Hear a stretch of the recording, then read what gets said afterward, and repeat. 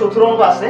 এই চতুরঙ্গ হচ্ছে একজন প্রেম করতো একজন রাজার পুত্রের সাথে, যার নাম হচ্ছে রাজস্বী। মানে তাদের মধ্যে কি হয়ে যায়, একটা ঝামেলা হয়ে যায় এবং ব্রেকআপ হয়ে যায়।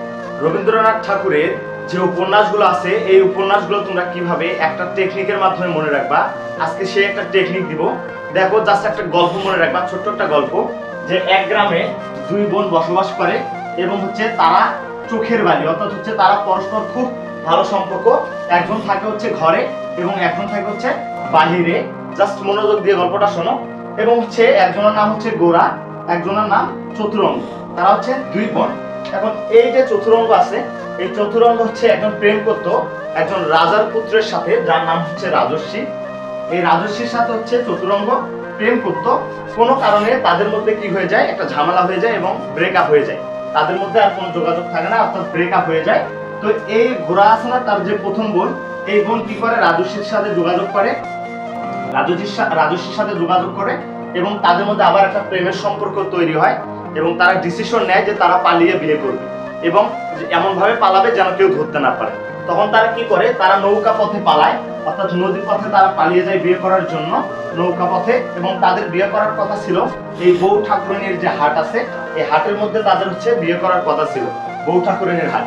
নৌকা পথে পালানোর সময় তারা ডুবে যায়, নৌকা ডুবে যায় এবং নৌকা ডুবে যাওয়ার কারণে তারা মারা যায়।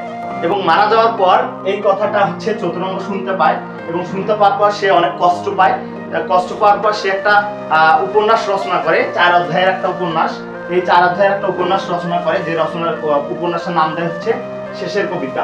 জাস্ট এই কথার গল্পটা মনে রাখলে তুমি রবীন্দ্রনাথ ঠাকুরের সম্পূর্ণ যে যতগুলো উপন্যাস আছে সবগুলো মনে রাখতে পারবা। আরেকবার বলে দিচ্ছি, যে হচ্ছে দুই বোন, একজন থাকতো ঘরে, একজন থাকতো বাহিরে, তারা পরস্পর ছিল চোখের বালি। একজনের নাম ছিল গোরা, আরেকজন হচ্ছে চতুরঙ্গ। এই চতুরঙ্গ প্রেম করতো রাজার পুত্র রাজস্বীর সাথে এবং তাদের মধ্যে ব্রেকআপ হয়ে যায়। ব্রেকআপ হওয়ার পর এই যে ঘোড়া, এই ঘোড়া হচ্ছে রাজস্বীর সাথে যোগাযোগ করে তাদের মধ্যে একটা প্রেমের সম্পর্ক তৈরি হয়।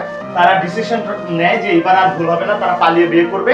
তো তারা পালায়, নৌকা পথে পালায় এবং তারা ডিসিশন নিয়েছিল যে বউ ঠাকুরানীর হাটে তারা এখানে বিবাহ বন্ধনে আবদ্ধ হবে এই জায়গাটায়। বাট হঠাৎ করে নৌকা ডুবে যায়, নৌকা ডুবে যাওয়ার কারণে তারা দুইজনে মারা যায়। এবং এই কথাটা যখন চতুরঙ্গ জানতে পারে, সে অনেক আঘাতপ্রাপ্ত হয় এবং এক পর্যায়ে সে কি করে, 4 অধ্যায়ের একটা কবিতা রচনা করে, যার নাম হচ্ছে শেষের কবিতা। এটা একটা উপন্যাস, অর্থাৎ 4 অধ্যায়ের একটা উপন্যাস রচনা করে। জাস্ট এই গল্পের মাধ্যমে তুমি রবীন্দ্রনাথ ঠাকুরের সম্পূর্ণ যতগুলো উপন্যাস আছে সবগুলোই মুখস্থ করতে পারবা, জাস্ট একটা টেকনিকে। যেগুলো আপডেট তথ্য পাওয়ার জন্য আমাদের ইউটিউব চ্যানেলটা সাবস্ক্রাইব করে রাখো, এই ধরনের কোচিং টেকনিক পাওয়ার জন্য।